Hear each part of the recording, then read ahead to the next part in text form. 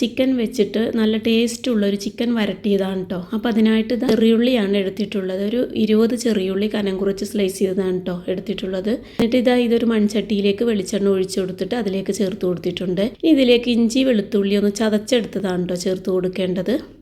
നല്ലോണം പേസ്റ്റ് പോലെ ആക്കണ്ട.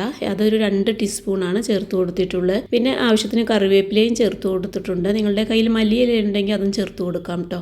അപ്പോൾ എൻ്റെ കയ്യിലില്ലാത്തത് കാരണം ഞാൻ ചേർത്ത് കൊടുത്തിട്ടില്ല. പിന്നെ ഇതിലേക്ക് 2 വലിയ തക്കാളി സ്ലൈസ് ചെയ്താണ് ചേർത്ത് കൊടുത്തിട്ടുള്ളത്. ഇതെല്ലാം കൂടി നല്ല വെണ്ണം ഒന്ന് വഴറ്റിയെടുക്കണം.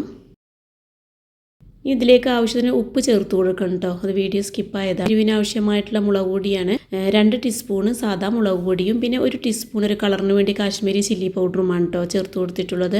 പിന്നെ 2 ടീസ്പൂണ് മല്ലിപ്പൊടിയാണ് ചേർത്ത് കൊടുത്തിട്ടുള്ളത്. പിന്നെ ഇതിലേക്ക് ഒരു 1/2 ടീസ്പൂണ് മഞ്ഞൾപ്പൊടിയാണ് ചേർത്ത് കൊടുത്തിട്ടുള്ളത്. പിന്നെ ഒരു ടീസ്പൂണ് പെരിഞ്ജീരകപ്പൊടിയും ഒരു 1/2 ടീസ്പൂൺ നല്ല ജീരകപ്പൊടിയും കൂടി മിക്സ് ചെയ്തിട്ടാണ് ചേർത്ത് കൊടുത്തിട്ടുള്ളത് കേട്ടോ. എന്നിട്ട് ഇതെല്ലാം കൂടി നല്ല വെണ്ണം ഒന്ന് വഴറ്റിയെടുക്കണം.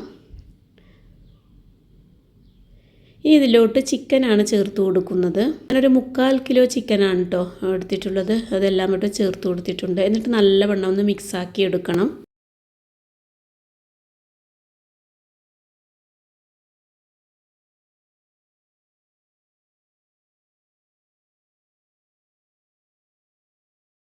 ഉപ്പ് കുറവായത് കാരണം ഈ സമയത്ത് തന്നെ ഉപ്പ് ചേർത്ത് കൊടുത്തിട്ടുണ്ട് കേട്ടോ. പിന്നെ ഇതിലേക്ക് വേവാൻ ആവശ്യമായിട്ടുള്ള വെള്ളം കൂടെ ഒഴിച്ച് കൊടുത്ത് അടച്ചു വെച്ച് കുക്ക് ചെയ്തെടുക്കാം. ഒരുപാട് വെള്ളം ഒഴിക്കരുത് കേട്ടോ. അപ്പോൾ ഒന്ന് അടച്ചു വെക്കാം. എന്നിട്ട് ഇത് ഇടക്കൊന്ന് ഇളക്കി കൊടുക്കണം കേട്ടോ. മൺചട്ടി ആയത് കാരണം ഇടക്ക് ഇളക്കി കൊടുക്കണം. അപ്പം മീഡിയം ഫ്ലെയിമിലിട്ടിട്ടാണ് കേട്ടോ അടച്ചു വെക്കുന്നത്.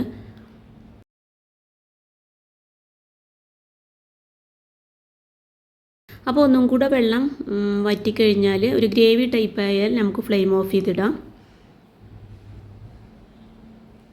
അപ്പോൾ നമ്മുടെ ടേസ്റ്റി ആയിട്ടുള്ള ചിക്കൻ കറി ഇവിടെ റെഡി ആയിട്ടുണ്ട് കേട്ടോ.